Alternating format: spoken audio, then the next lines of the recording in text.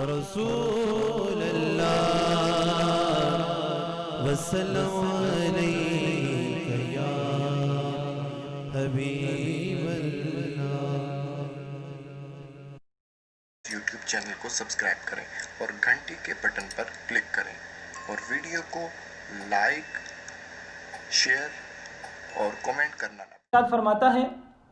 لا تجعلوا دعاء الرسول بینکم کدعاء بعضکم بعضا،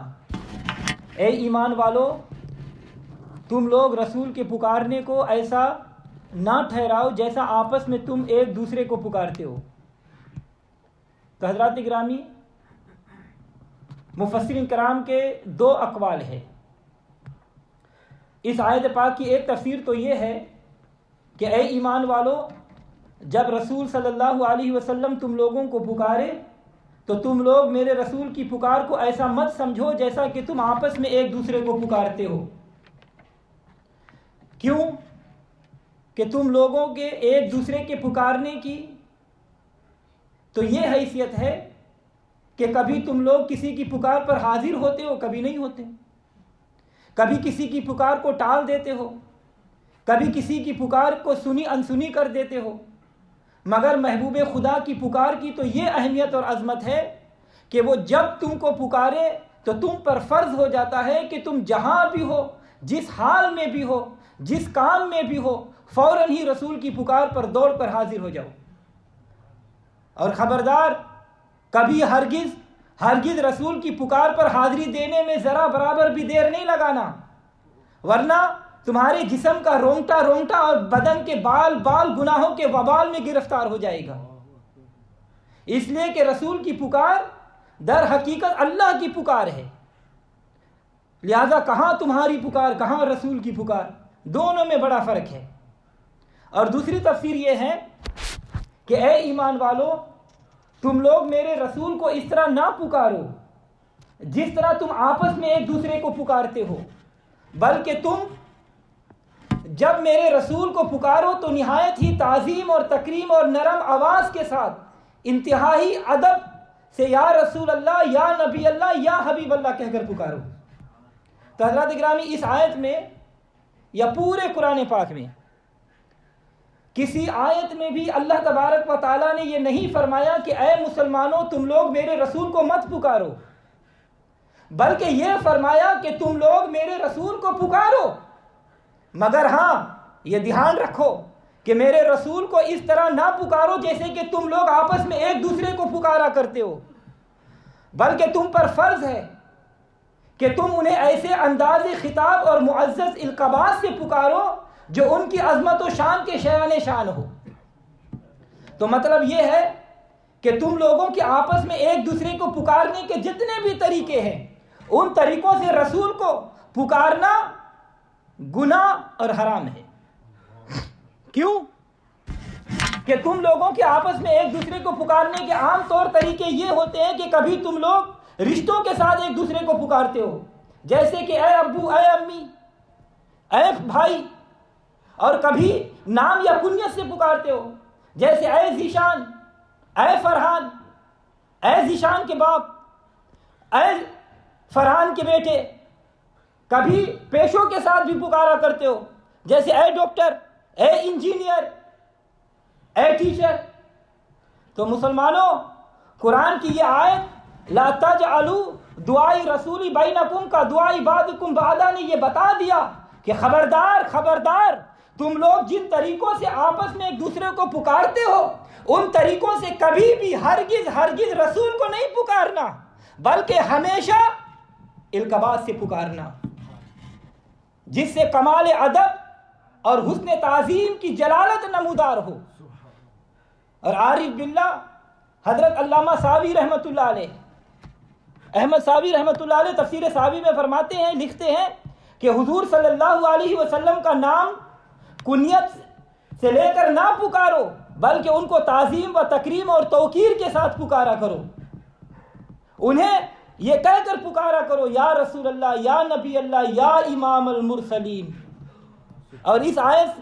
سے یہ بھی سمجھ لیا گیا کہ حضور کو صرف القابات جن سے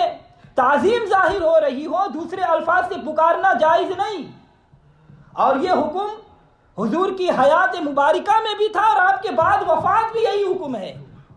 علامہ ساوی فرماتے ہیں لا فی حیاتہ ولا بعد وفاتہ، اور یہ حکم حضور کی حیات کے بعد بھی تھا اور آپ کی وفات کے بعد بھی یہی حکم ہے۔ اور اس آیت سے یہ بھی معلوم ہو گیا کہ جو شخص حضور صلی اللہ علیہ وسلم کی مقدس بارگاہ میں کوئی بے ادبی کرے گا وہ کافر اور دنیا و آخرت میں ملعون ہوگا۔ سبحان اللہ۔ اللہ تبارک و تعالی علامہ احمد ساوی رحمۃ اللہ علیہ کی قبر منور کو اپنی رحمت کے پھولوں سے بھر دے کہ آپ نے کتنی نفیس اور ایمان افروز تحریر فرمائی، لا فی حیاتی ولا بعد وفاتی، فرما کر قیامت تک کے لیے اس مسئلہ کو صاف فرما دیا کہ حضور صلی اللہ علیہ وسلم کی حیات و وفات دونوں ہی حالتوں میں انہیں پکارنا جائز ہے، مگر شرط یہی ہے کہ دونوں ہی حالتوں میں انہیں ایسے نفیس انداز خطاب اور ایسے القابات سے پکارا جائے کہ جن میں تعظیم کا اعلان اور عظمت کا اعلان ہو اور احترام کا اظہار ہوتا ہو۔ انہیں یا رسول اللہ، یا حبیب اللہ، یا امام المرسلین کہہ کر پکارا جائے، اور ہرگز ان کے نام لے کر یا کوئی رشتہ جوڑ کر یا کسی ایسے لفظ سے انہیں نہ پکارا جائے جس سے عظمت کا اظہار نہ ہوتا ہو۔ اور صحابہ اکرام کی پوری تاریخ زندگی کا آپ مطالعہ کرو، صحابہ اکرام میں رسول اللہ صلی اللہ علیہ وسلم کے طرح طرح کے رشتہ دار موجود تھے۔ حضرت عباس، حضرت حمزہ رضی اللہ تعالیٰ عنہ حضور کے چچا تھے، حضرت علی حضور کے چچا زاد بھائی تھے، حضرت صدیق اکبر اور سیدنا فاروق اعظم حضور کے سسر تھے، حضرت عثمان غنی حضور صلی اللہ علیہ وسلم کے داماد تھے، مگر رب کعبہ کی قسم، رب محمد کی قسم، اس آیت کے نازل ہونے کے بعد اس کی کوئی مثال نہیں مل سکتی کہ کبھی حضرت عباس یا حضرت حمزہ نے حضور کو بھتیجے کہہ کر پکارا ہو، یا حضرت علی نے بھائی کہہ کر پکارا ہو، یا صدیق اکبر اور فاروق اعظم نے اے داماد کہہ کر پکارا ہو، بلکہ ہر ایک نے جب بھی پکارا تو یا رسول اللہ، یا نبی اللہ کہہ کر پکارا۔ اسی طرح ان میں سے ہر کسی نے بھی کبھی یا محمد کہہ کر، یا ابا قاسم کہہ کر، یا ابن عبداللہ کہہ کر نہیں پکارا۔ ہاں البتہ اس آیت کے نازل ہونے سے پہلے بعض صحابہ اکرام یا محمد یا ابا قاسم پکارا کرتے تھے، مگر اس آیت کے اترنے کے بعد کسی نے بھی کبھی آپ کو نام لے کر نہیں پکارا۔ توجہ چاہوں گا، رسول اللہ صلی اللہ علیہ وسلم کے رشتہ داروں کے لیے بھی یہ جائز نہیں تھا، حضور کے رشتہ داروں کے لیے بھی جائز نہیں تھا کہ وہ رسول کو اپنا رشتہ جوڑ کر پکارے۔ ایسا کیوں ہے؟ اس کو سمجھیں اور سمجھانے کے لیے میں ایک مثال دیتا ہوں، انشاءاللہ سمجھ میں آ جائے گا۔ توجہ چاہوں گا، دیکھیں کہ جس وقت کوئی امام امامت کے مصلی پر کھڑا ہوتا ہے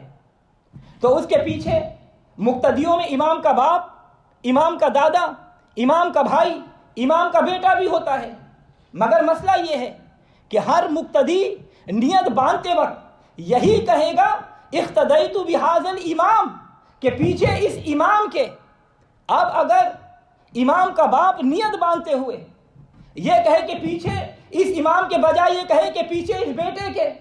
دادا یہ کہے کہ پیچھے اپنے پوتے کے، بھائی کہے کہ پیچھے اپنے بھائی کے، بیٹا کہے کہ پیچھے اپنے باپ کے، تو کیا اس طرح کہنے سے نیت درست ہو جائے گی؟ ہرگز نہیں، بلکہ اقتداء کی نیت اسی وقت درست ہوگی جب امام کا باپ، اس کا دادا، اس کا بھائی، اس کا بیٹا سب یہی کہیں گے کہ پیچھے اس امام کے۔ کیوں؟ اس لیے کہ جب امام امامت کے مصلی پر کھڑا ہو گیا تو اب اس کو کسی رشتہ سے یاد کرنا جائز نہیں، بلکہ ہر شخص کے لیے چاہے اس کا کتنا ہی قریبی رشتہ دار کیوں نہ ہو اس کو امام ہی کہنا لازم ہے۔ تو اسی طرح جب اللہ تبارک و تعالیٰ نے اپنے محبوب صلی اللہ علیہ وسلم کو سارے عالم کا امام بنا کر رسالت کے مصلی پر کھڑا کر دیا تو سارے عالم کو اگرچہ وہ رسول کے کتنے ہی قریبی رشتہ دار ہی کیوں نہ ہو اب انہیں رسول ہی کہنا پڑے گا اور یا رسول اللہ ہی کہہ کر انہیں پکارنا ضروری ہوگا۔ تو حضرات گرامی، یوں سمجھ لو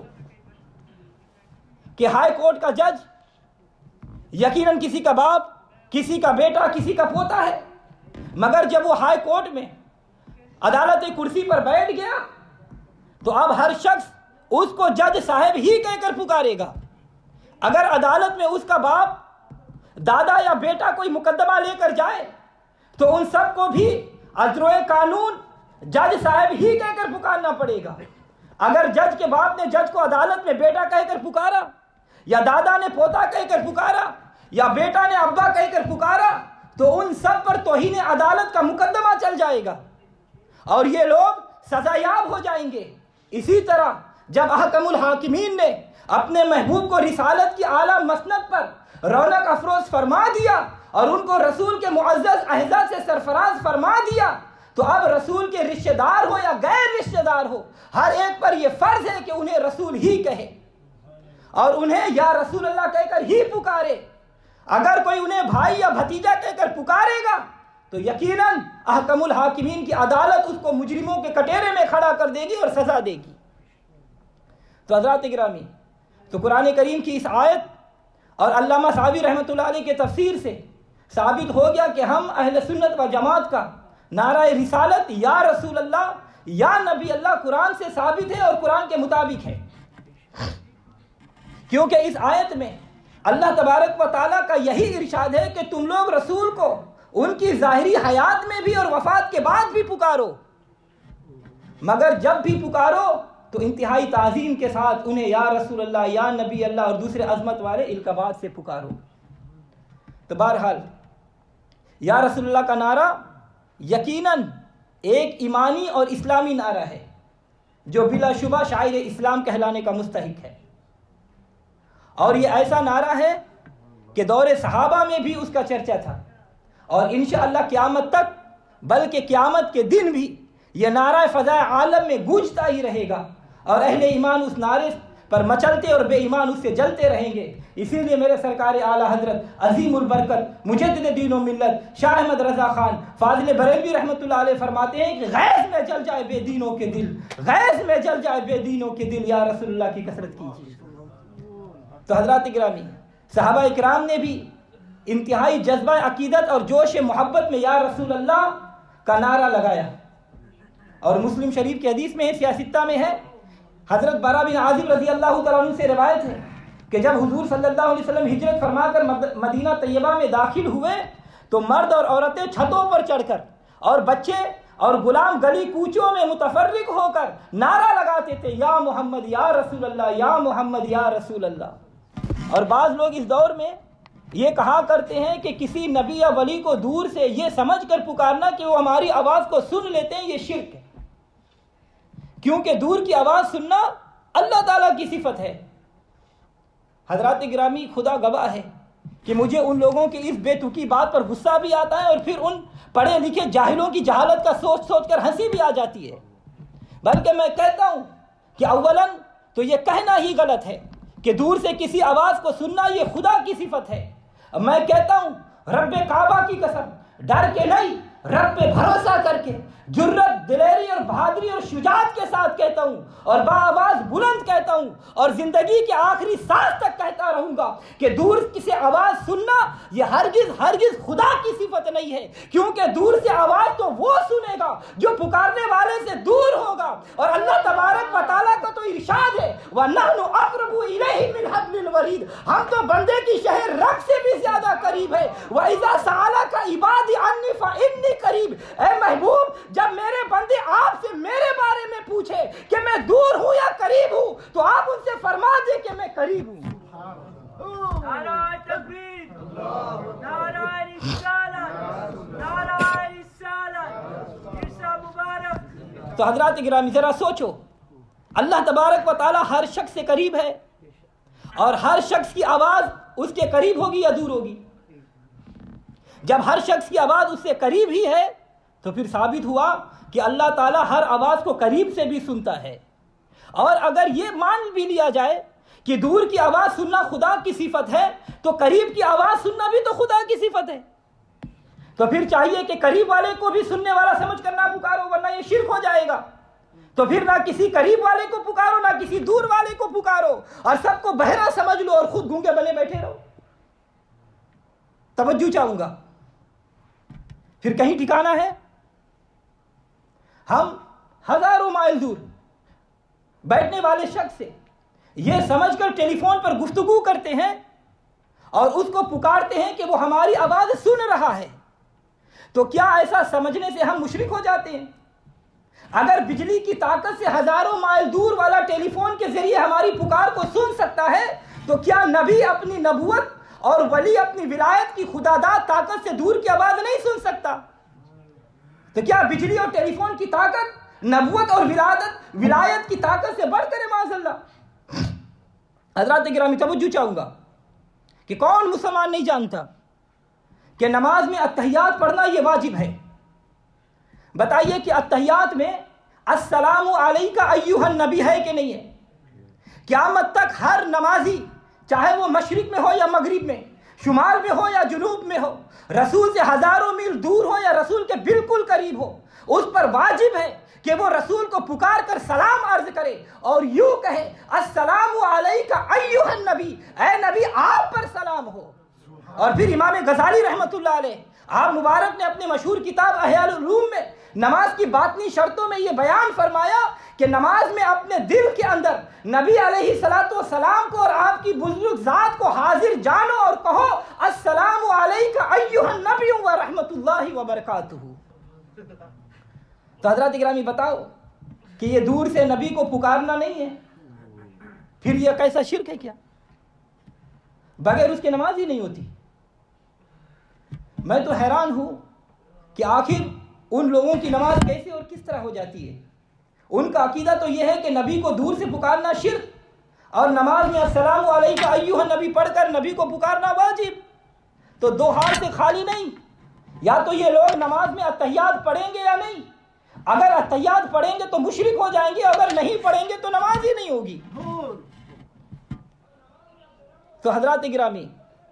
نبی یا ولی کو پکارنا یہ شرک نہیں، اس لیے کہ دور سے پکارنا ہرگز یہ شرک نہیں ہے، بلکہ یہ اللہ اور رسول صلی اللہ علیہ وسلم کا فرمان ہے کہ تم نبی کو دور و نزدیک ہر جگہ سے پکارو۔ تو حضرات گرامی، ابن ماجہ شریف سیاستہ کی حدیث ہے، اور یہ کتاب ابن ماجہ سنی وہابی دیوبندی تمام مدرسے میں پڑھائی جاتی ہے، اور اس کتاب کے باب صلاۃ الحاجت میں حضرت عثمان بن حنیف رضی اللہ تعالیٰ عنہ سے روایت ہے کہ ایک نابینا حضور صلی اللہ علیہ وسلم کی بارگاہ میں حاضر ہوا اور سوال کیا، تو آپ صلی اللہ علیہ وسلم نے انہیں یہ تعلیم فرمائی کہ اللہم انی اسألک وتوجہ الیک بمحمد النبی رحمہ یا محمد انی قد توجہت بک الی ربی لتغدا اللہم فشفع فی۔ اے اللہ، میں تجھ سے سوال کرتا ہوں اور تیری طرف نبی رحمت محمد صلی اللہ علیہ وسلم کے وسیلے سے متوجہ ہوں کہ اے محمد صلی اللہ علیہ وسلم، میں نے آپ کے ذریعے اپنے رب کی طرف اس حاجت میں توجہ کی تاکہ میری یہ حاجت پوری ہو جائے، اے اللہ میرے لیے حضور کی شفاعت کو قبول فرما۔ تو حضرات گرامی، حضور صلی اللہ علیہ وسلم نے قیامت تک کے لیے یہ دعا مسلمانوں کو سکھائی ہے، اس میں حضور کو پکارنا بھی ہے اور حضور سے مدد مانگنا بھی ہے، اور یہ دعا مسلمان دور سے نزدیک سے حضور کی ظاہری حیات میں اور ان کے وفات کے بعد قیامت تک مانگتے رہیں گے اور نبی کو پکارتے رہیں گے اور ان سے مدد طلب کرتے رہیں گے۔ تو مجھے بتاؤ، تو کیا نبی صلی اللہ علیہ وسلم نے اپنی امت کو شرک کی تعلیم دی ہے؟ نعوذ باللہ۔ نبی تو دنیا میں شرک کو مٹانے کے لیے بھیجے گئے ہیں، نہ کہ شرک پھیلانے کے لیے، لیکن افسوس کہ ان نادانوں نے اس طرح شرک کا کیچڑ اچھلا کہ نہ صرف صالحین امت پر شرک کا دھبا لگایا بلکہ نبی کے دامن عظمت کو بھی داغدار کر دیا۔ اور فتوی عالمگیری یہ حنفیوں کی معتبر فتویٰ کی کتاب ہے، اور فتوی عالمگیری کی جلد اول میں کتاب الحج و زیارت،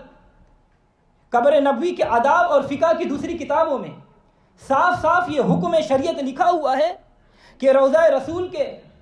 سامنے کھڑے ہو کر السلام علیکہ یا رسول اللہ، اور حضرت صدیق اکبر کے روضہ کے سامنے السلام علیک یا خلیفۃ رسول اللہ، اور حضرت فاروق اعظم کی قبر معظم کے سامنے السلام علیک یا امیر المؤمنین کہہ کر پکارنا، اس طرح پکارنا چاہیے۔ تو حضرات گرامی تو بتاؤ، کیا یہ نبی اور ولیوں کو پکارنا نہیں ہے؟ اگر نبی یا ولی کو پکارنا شرک ہوتا تو فقہائے امت کس طرح اس کا حکم دے سکتے تھے؟ تو اس موقع پر بھی منکرین کی ایک لمبی چوڑی جہالت سنیں۔ یہ لوگ ان عبارتوں کو سن کر یہ کہا کرتے ہیں کہ جی مدینہ منورہ میں السلام علیکہ یا رسول اللہ کہنا جائز اور درست ہے، کیونکہ نبی سلام کرنے والے کے قریب ہے، مگر مدینہ سے دور کینیڈا وغیرہ میں یہ کہنا شرک ہے، کیونکہ نبی کینیڈا سے بہت دور ہے۔ تو حضرات گرامی مجھے بتاؤ، دیکھا آپ نے کہ ان کی یہ پاگل پن کی بھی کوئی حد ہے کہ ایک چیز مدینے میں تو شرک نہ ہو اور کینیڈا میں شرک ہو؟ کیا دنیا میں اس کی بھی کوئی مثال ہے کہ کوئی عمل ایک شہر میں تو شرک ہو اور دوسرے شہر میں جائز ہو؟ تو جو چیز شرک ہوگی وہ زمین و آسمان میں ہر جگہ شرک ہی ہوگی۔ یہ کیسے ہو سکتا ہے کہ ایک چیز ایک شہر میں تو شرک ہو اور دوسرے شہر میں جائز ہو؟ مگر کمال یہ ہے کہ ان مولویوں کے اندھے مقلدین کا، ان مولویوں کو جو کچھ ان کو سمجھا دیا ہے، بس یہ لوگ آنکھ بند کر کے اس کو تسلیم کر لیتے ہیں۔ در حقیقت ان لوگوں کی مثال بالکل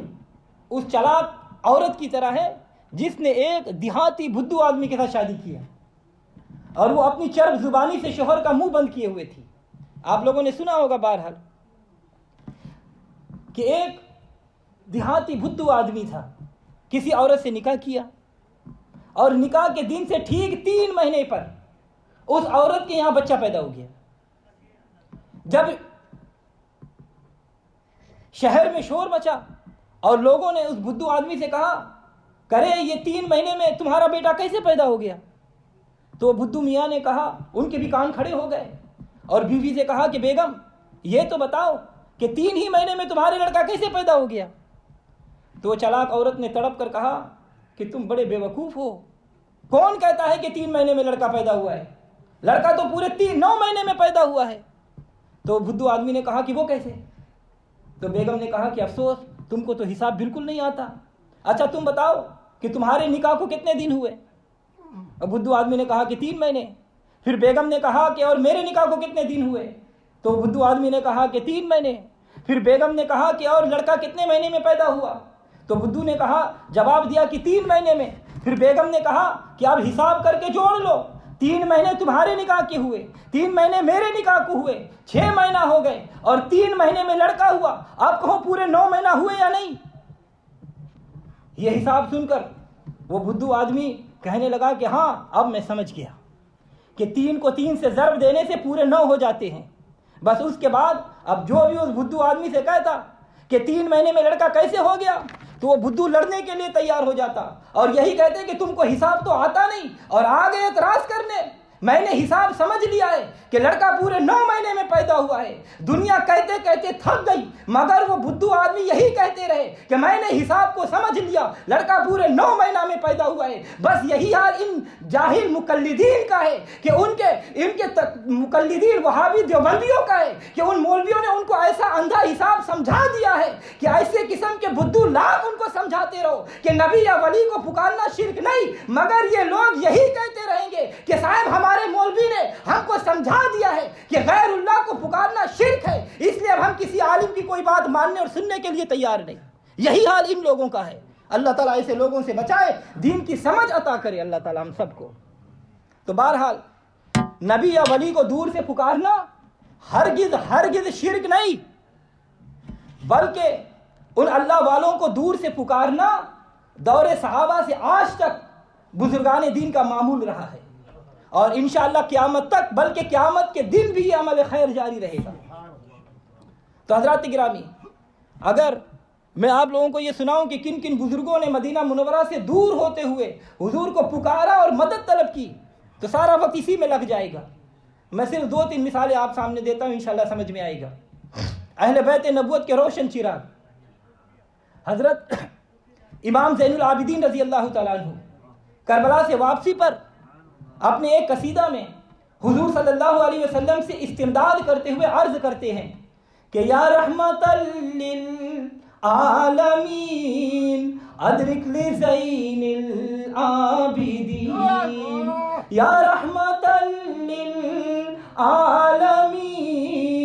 یا رحمت للعالمین ادرک لزین العابدین مبوسی ایدی الظالمین فی موکبی والمزدہم۔ اے رحمت للعالمین، زین العابدین کی مدد کیجئے جو سواریوں کے ہجوم کے اندر ظالموں کے ہاتھوں میں قید ہے۔ اسی طرح میرے امام اعظم ابو حنیفہ رحمۃ اللہ علیہ، جن کے ہم اور آپ نہیں بلکہ 3/4 دنیا جن کے مقلد ہیں، آپ اپنے ایک قصیدہ میں عرض کرتے ہیں یا سید السادات جئتک قاصدا، یا سید السادات جئتک قاصدا ارجو رضا کا وحتمی بہما کا۔ اے سرداروں کے سردار، اے سرداروں کے سردار، میں ولی قصد کے ساتھ آپ کے حضور آیا ہوں اور اپنے آپ کو آپ کے پناہ میں دیتا ہوں۔ اور اسی طرح قصیدہ بردہ شریف میں حضرت علامہ امام بوسری رحمۃ اللہ علیہ آپ فرماتے ہیں یا اکرم الخلق مالی من آلوذو بہ، یا اکرم الخلق مالی من آلوذو بہ سیوا کا عند اولو الحادث الاممی۔ اے تمام مخلوق میں سب سے زیادہ بزرگ آپ کے سوا میرا کوئی نہیں ہے کہ میں مصیبت عامہ کے وقت جس کی پناہ لوں۔ اور مولانا جامی رحمۃ اللہ علیہ، جن کے عشق رسول اور ولی ہونے میں تو کوئی شبہ نہیں، ان کا بھی ایک شعر سنیں۔ آپ مبارک فرماتے ہیں زحم جوری برآمد جان عالم، زحم جوری برآمد جان عالم ترہم یا نبی اللہ ترہم یا رسول۔ آپ کی جدائی میں عالم کی جان نکل رہی ہے، اے اللہ کے نبی رحم فرمائیے، اے اللہ کے نبی رحم فرمائیے۔ اور حضرت شمس الدین تبریز رحمۃ اللہ علیہ، ان کی کرامت اور ان کی ولایت کو کون نہیں جانتا؟ وہ کس طرح حضور صلی اللہ علیہ وسلم کو پکارتے ہیں۔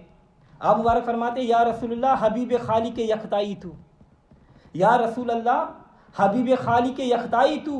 برگزیدہ ذوالجلال پاک بحمد آئی تو۔ دیکھ لو ان سب بزرگوں نے اپنے اپنے اشعار میں حضور صلی اللہ علیہ وسلم کو ان کے وفات کے بعد دور سے پکارا بھی ہے اور ان سے مدد بھی طلب کی ہے۔ تو آپ کہیے کیا کسی میں یہ ہمت ہے کہ ان کے ایمان پر شرک کا فتویٰ لگائے؟ کون ہے جو ان بزرگان دین کو مشرک کہہ سکتا ہے؟ نعوذ باللہ۔ اور سنیے، مدرسہ دیوبند کے بانی مولوی قاسم نانوتوی، آپ حضور صلی اللہ علیہ وسلم کی بارگاہ میں عرض کرتے ہیں کہ کرم کر اے کرم احمدی، کرم کر اے کرم احمدی کہ تیرے سوا نہیں ہے قاسم بیکس کا کوئی حامی کار۔ اور دیوبندی دونوں جماعتوں کے پیر حاجی امداد اللہ مہاجر مکی رحمۃ اللہ علیہ، آپ کس طرح حضور صلی اللہ علیہ وسلم کے دربار میں حضور کو پکارتے ہیں اور ان سے مدد طلب کرتے ہیں۔ آپ اپنے شعر میں فرماتے ہیں کہ جہاز امت کا حق نے کر دیا ہے آپ کے ہاتھوں، جہاز امت کا حق نے کر دیا ہے آپ کے ہاتھوں، تم اب چاہو تو ڈبو یا تیراؤ یا رسول اللہ۔ تو حضرات محترم، کہاں ہیں وہ لوگ جو ہم غریب سنی مسلمانوں کو یا رسول اللہ کا نعرہ لگانے پر مشرک کہہ دیتے ہیں؟ ذرا اپنے گھر کی بھی خبر لو، اور ان کی تیروں سے کون کون اور کیسے کیسے لوگ زخمی ہو رہے ہیں۔ ہم تو اس کے سوا اور کیا کہہ سکتے ہیں کہ یوں چلے نہ آؤ برچی تان کر، یوں چلے نہ آؤ برچی تان کر، اپنا بیگانہ ذرا پہچان کر۔ تو حضرات گرامی، اب میں چاہتا ہوں کہ اس مسئلہ پر کچھ اور بھی روشنی ڈالوں کہ نبی یا ولی کو دور سے پکارنا اور یہ عقیدہ رکھنا کہ اللہ تعالیٰ میری آواز انہیں سنا دے گا، ہرگز ہرگز شرک نہیں ہو سکتا۔ قرآن مجید میں ہے کہ جب حضرت ابراہیم علیہ السلام خانہ کعبہ کی تعمیر سے فارغ ہو چکے تو اللہ تبارک و تعالیٰ نے ان کو حکم دیا کہ اے ابراہیم، آپ لوگوں میں حج کی ندا کیجئے، لوگ آپ کے پاس آئیں گے۔ اور تفسیر جلالین شریف میں اسی آیت کے تحت لکھا ہوا ہے کہ حضرت ابراہیم علیہ السلام کوہ ابو قبیس پر چڑھ گئے اور اس طرح پکارا یا ایھا الناس ان ربکم، اے انسانوں تمہارے رب نے ایک گھر بنوایا ہے اور تم لوگوں پر حج فرض کیا ہے، لہذا تم لوگ اپنے رب کی پکار کو قبول کرو. آپ نے نارتھ ساؤتھ ایسٹ ویسٹ چاروں طرف منہ کر کے یہ ندا فرمائی. تو اللہ تبارک و تعالیٰ نے آپ کی اس پکار کو تمام عالم میں پہنچا دیا اور سب نے سن کر جواب دیا. اور صاحب تفسیر جلالین شریف میں لکھا ہوا ہے کہ ہر وہ شخص جس کی تقدیر میں حج لکھا تھا، یہاں تک کہ جو لوگ ابھی مردوں کے پیٹھوں اور عورتوں کے بچہ دانوں میں تھے، سب نے اس پکار کا جواب سن کر اور سب نے کہا لبیک اللہم لبیک لبیک اللہم لبیک. تو حضرات اکرامی غور فرمائیے کہ حضرت ابراہیم خلیل اللہ علیہ السلام نے مکہ مکرمہ کے پہاڑ پر کھڑے ہو کر تمام عالم کے انسانوں کو دور سے پکارا اور تمام انسانوں تک خدا نے ان کی اس پکار کو پہنچا دیا اور قیامت تک پیدا ہونے والے تمام حجاج نے اس پکار کا جواب بھی دیا. اب آپ ہی بتائیے کہ اگر دور سے کسی کو پکارنا شرک ہوتا تو حضرت ابراہیم علیہ السلام کو اللہ تعالیٰ کس طرح اس کا حکم دیتا اور کس طرح اللہ تبارک و تعالیٰ کے ایک پیغمبر شرک کے مرتکب ہوتے؟ تو اس سے پتہ چلتا ہے کہ نہ تو کسی کو دور سے پکارنا شرک ہے اور نہ یہ عقیدہ رکھنا شرک ہے کہ اللہ تعالیٰ میری پکار دور والوں کو سنا دے گا. بھلا کسی کو دور سے پکارنا کیوں کر شرک ہو سکتا ہے جبکہ خود حضور صلی اللہ علیہ وسلم نے اپنی امت کو حکم دیا ہے کہ تم لوگوں کو اگر کہیں مدد طلب کرنے کی ضرورت پیش آ جائے تو اللہ کے بندوں کو پکار کر ان سے امداد طلب کرو.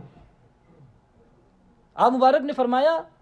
کہ اگر کوئی مسلمان کسی بیابان میں مدد طلب کرنا چاہے تو اس کو چاہیے کہ وہ 3 مرتبہ بآواز بلند اس طرح پکارے کہ اے اللہ کے بندو میری مدد کرو، اے اللہ کے بندو میری مدد کرو، اے اللہ کے بندو میری مدد کرو. تو اللہ کے بندے فرشتے یا جن یا رجال الغیب اس کی امداد کریں گے. اور ملا علی قاری رحمۃ اللہ علیہ اس کی شرح میں لکھتے ہیں کہ یہ حدیث حسن ہے اور مسافروں کو اس کی ضرورت ہے اور یہ یقیناً ایک مجرم عمل ہے. تو حضرات اکرامی غور کرو، اس حدیث میں حضور صلی اللہ علیہ وسلم نے سنسان بیابان میں مشکل کے وقت رجال الغیب کو پکارنے اور ان سے مدد مانگنے کا حکم فرمایا ہے. تو اب کون ہے جو اس فرمان رسول کو شرک قرار دے کر منع کر سکتا ہے؟ تو حضرات اکرامی اس واقعہ پر ایک اور عمل سن لیں، اس کو یاد رکھنا چاہیے جو در مختار میں لکھا ہوا ہے اور یہ عمل سننے اور یاد رکھنے کے بھی قابل ہے. صاحب در مختار لکھتے ہیں کہ جس شخص کی کوئی چیز گم ہو جائے تو اس کو چاہیے کہ وہ کسی بلند جگہ پر قبلہ کے روح کھڑا ہو جائے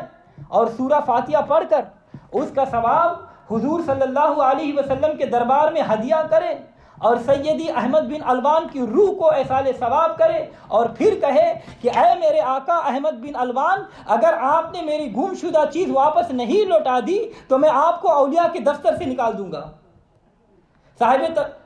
صاحب در مختار فرماتے ہیں کہ انشاءاللہ تعالیٰ اس عمل کی برکت سے گم شدہ چیز مل جائے گی. تو حضرات گرامی دیکھ لو، اس عمل میں سیدی احمد بن الوان کو ان کے وفات کے بعد دور سے پکارنا بھی ہے اور ان سے مدد مانگنا بھی ہے. اور یہ بھی یاد رکھنا کہ یہ کسی ایرے گہرے کا بتایا ہوا عمل نہیں ہے بلکہ در مختار کے مصنف کا بتایا ہوا عمل ہے کہ جن کی کتاب پر مفتیان احناف کا فتویٰ کا دار و مدار ہے. تو اب کس کی مجال ہے کہ حنفیوں کے اس فقہ اعظم کو مشرک ہے؟ اب ایک مسئلہ اور رہ جاتا ہے کہ مردوں کو پکارنا شرک ہے یا نہیں. نہ مردوں کو پکارنا شرک ہے. ہم اہل سنت و جماعت کا یہ عقیدہ ہے کہ نہ زندوں کو پکارنا شرک ہے نہ مردوں کو پکارنا شرک ہے، بلکہ مردوں کو پکارنے اور ان کو سلام کرنے کا تو شریعت میں حکم دیا گیا ہے. کون نہیں جانتا کہ قبرستان میں جا کر السلام علیکم یا اہل القبور کہہ کر قبرستان کے مردوں کو پکارنا اور ان کو سلام کرنا حضور صلی اللہ علیہ وسلم کی سنت اور ان کا حکم ہے. تو مسلمان مردوں اور انبیاء اولیاء کو پکارنا تو کیا یہ شرک ہوگا؟ نہیں ہوگا. تو قرآن مجید میں تو یہاں تک لکھا ہوا ہے کہ مردہ پرندوں کو پکارنا بھی شرک نہیں ہے. آپ لوگوں نے سنا ہوگا کہ حضرت ابراہیم علیہ السلام کا مشہور واقعہ ہے کہ آپ نے ایک مرتبہ اللہ تعالیٰ کی بارگاہ میں عرض کیا کہ یا اللہ تو مجھے دکھا دے کہ تو مردہ کو کس طرح زندہ کرتا ہے. تو اللہ تبارک و تعالیٰ نے فرمایا کہ اے میرے خلیل تم 4 پرندوں کو پالو اور انہیں خوب کھلا پلا کر اسے بڑا کرو، اور وہ جب تم سے اچھی طرح سے ہل مل جائے تو تم انہیں ذبح کر کے ان کا قیمہ بناؤ، اور چند پہاڑوں پر تھوڑا تھوڑا قیمہ رکھ دو، ثم ادعوہن یاتینک سعیا، پھر تم ان پرندوں کو پکارو تو وہ دوڑتے ہوئے تمہارے پاس چلے آئیں گے۔ حضرت ابراہیم علیہ السلام نے ایک مرغ، ایک کبوتر، ایک مور اور ایک گدھ 4 پرندوں کو پالا، پھر ان سب کو ذبح کر کے ان کا قیمہ بنایا اور چند پہاڑوں پر رکھ کر ان 4 پرندوں کو پکارا تو وہ سب زندہ ہو کر دوڑتے ہوئے آپ کے سامنے آ گئے اور آپ نے مردہ زندہ ہوتے ہوئے اپنے آنکھوں سے دیکھ لیا۔ تو حضرات اکرامی غور فرمائیے کہ اللہ تبارک و تعالیٰ نے ثم ادعوہن فرما کر اپنے خلیل کو مردہ چڑیوں کو پکارنے کا حکم فرمایا ہے، اور حضرت خلیل اللہ نے ان مردہ پرندوں کو پکارا۔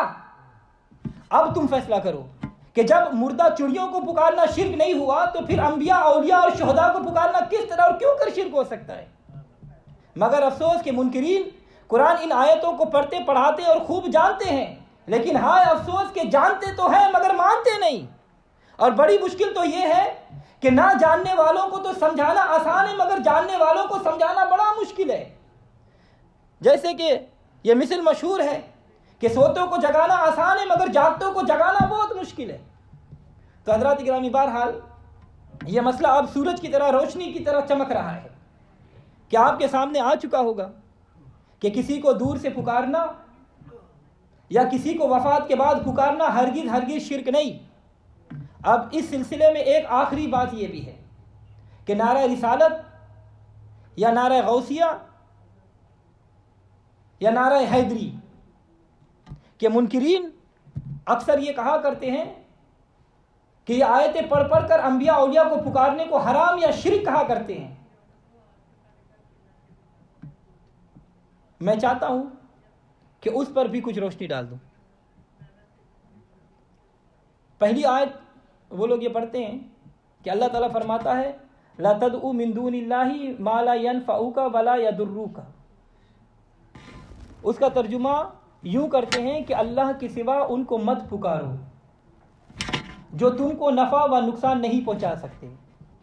اور دوسری آیت یہ پڑھتے ہیں کہ قل اندعو من دون اللہ ما لا ينفعنا ولا یضرنا، اور اس کا ترجمہ یہ کرتے ہیں کہ تم فرما دو کیا ہم اللہ کے سوا ان چیزوں کو پکارے جو نہ ہم کو نفع پہنچا سکتے ہیں اور نہ نقصان دے سکتے ہیں۔ تو حضرات گرامی رب کعبہ کی قسم، رب محمد کی قسم، منکرین ان آیت کے ترجموں میں بڑی زبردست خیانت کرتے ہیں، کیونکہ تفسیر جلالین پڑھنے والا طالب علم بھی جانتا ہے کہ اس طرح کی تمام آیتوں میں یدعونا کا ترجمہ پکارنا نہیں ہے بلکہ یعبدونا پوجنا ہے، اور ان آیتوں کا مطلب یہ ہے کہ اللہ کے سوا کسی کو مت پوجو، ورنہ پھر وہ آیتیں اور حدیثیں جن میں خدا کے غیر کو پکارا گیا ہے سب میں شرک ہی شرک ہو جائے گا۔ تو آپ ہی بتائیے کہ اگر خدا کے سوا کسی دوسرے کو پکارنا شرک ہو جائے تو پھر زندہ کو پکارو یا مردہ کو پکارو، نزدیک والے کو پکارو یا دور والے کو پکارو، باپ کو پکارو یا ماں کو پکارو، بھائی کو پکارو یا بہن کو پکارو، سب شرک ہی شرک ہو جائے گا، پھر تو دنیا بھر میں شرک سے کوئی بچ ہی نہیں سکتا۔ تو حضرات گرامی ان نادانوں کو اتنا بھی معلوم نہیں کہ شرک کس کو کہتے ہیں۔